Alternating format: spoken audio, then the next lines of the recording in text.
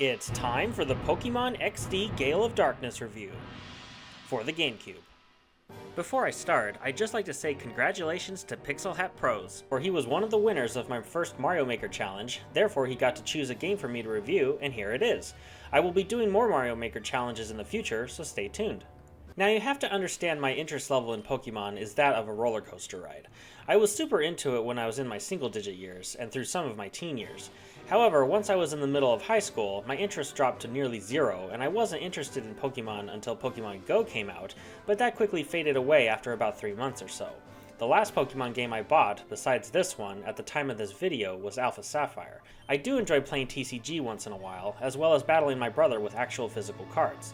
So as of right now, I'd say I have a moderate interest level for the Pokemon universe. I'm saying all of this so you will understand that this review will be coming from someone who isn't a hardcore fan, nor a casual player. Gale of Darkness is the sequel to Pokemon Colosseum. I've never played Colosseum, so I didn't have an expectation for this game. The story is about how your character must save the Ore region from the nefarious Team Cypher, who want to capture Pokemon, turn them into Shadow Pokemon, and use them to do their evil bidding. Shadow Pokemon used to be regular Pokemon, but have had their hearts artificially closed. Basically, they've been brainwashed. This is the main element of catching Pokemon for your team. Instead of traditional games where you can find wild Pokemon, Shadow Pokemon are presented to you almost any time you fight a member of Cypher. With your Snag Machine, you can use any kind of Pokeball to try and catch and steal them away from Cypher. Snagging Shadow Pokemon is only half the battle. Once captured, you'll need to start purifying them if you want them to return to normal. You don't have to purify Pokemon, but you'll definitely want to, as Shadow Pokemon cannot level up, only learn a specific set of moves, and complications can arise when battling with them. There are several different ways to purify a Shadow Pokemon, but the fastest way is just to battle with them. A purple gauge will start to turn white, and when it's completely white, you can take it to a special location and have it purified. Another way to purify it is to set it in the Purification Chamber. This eases the burden of having to purify multiple Shadow Pokemon at once, but it can be complicated as you need to have correct regular Pokemon in order to speed up the process. Still, it is nice to have, and you can purify up to 9 Shadow Pokemon at once. Now it is possible to catch wild Pokemon for your team, but it's unlike the core games. There are 3 different spots in the region where you can bait Pokemon with food, and after you leave the spots for a while, you'll receive notifications that wild Pokemon have appeared. If you're quick enough to go to the correct spot, you'll find random wild Pokemon. Catching them is a bit more difficult than you might think, because you can't run their HP down to 0, yet in order to get their HP down low enough so they won't escape a Pokeball, you'll need to use light attacks, which can be frustrating because your Pokemon are at a much higher level. This way of catching wild Pokemon is interesting, but not really that fun, because you have very little control of which Pokemon will show up, and if you're not quick enough, they will leave before you get there. Snagging Shadow Pokemon is more fun, because most of them actually put up a fight, and it's easier to run into a Shadow Pokemon than a wild one. The graphics look really good for this time period. It reminds me of a better looking Digimon world for the PS1. Attacks have good special effects, and the models for all Pokemon look well done. The controls are simple, basic, and easy.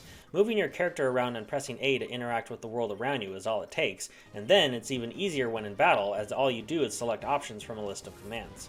I think a major flaw with the game overall is the difficulty of most battles. 9 out of 10 times I can breeze through a match no problem. I know this is determined by which Pokemon you have for battle, but even when at a disadvantage, I would rarely feel like I was going to lose the duel, and even rarer when I actually did lose. Most battles have you dueling with 2 Pokemon against 2 others. This makes it more complicated, as sometimes you can hurt one of your Pokemon with the attack of the other, but it's still a bit too easy to win matches, and therefore becomes tedious and boring. There are battles with only 1 Pokemon at a time, but the vast majority of the game, especially in the main story, has you battling with 2 at a time. This next part is very subjective and even conflicting for me. The game is very kid-friendly, as it was designed to be. There's nothing wrong with that, but it doesn't appeal to me that much. I think I would enjoy this game more if I had played it when it first came out. However, perhaps not, as I was in high school when this game was released. There are several different multiplayer options, which is a nice addition. The simple multiplayer mode has you and a friend dueling each other with pre-selected Pokemon. It's mildly fun, but using your own team would be better. Fortunately, you can, for a price. It's possible to load your team from Pokemon Ruby, Sapphire, Emerald, Fire Red, and Leaf Green. In order to do so, you need Game Boy to GameCube adapters, plus of course a copy of one of the listed games, which I don't have, so I wasn't able to test this part. It is still nice that you have this option though. Pokemon Gale of Darkness isn't a bad game, but your level of Pokemon interest can play a major factor on how much you'll enjoy it. The campaign is pretty long, which is nice, but I honestly got bored with it nearly 20 hours in. It's just not the type of game I would voluntarily play. It has good things going for it, but for someone like me, who has a moderate interest level for the Pokemon universe, I would rather play core Pokemon games. I didn't really care for the way you capture Pokemon for your team. I thought most of the battles were too easy, and because it's so kid-friendly, it doesn't appeal to me as, say, Lord of the Rings The Third Age did, both being turn-based RPGs.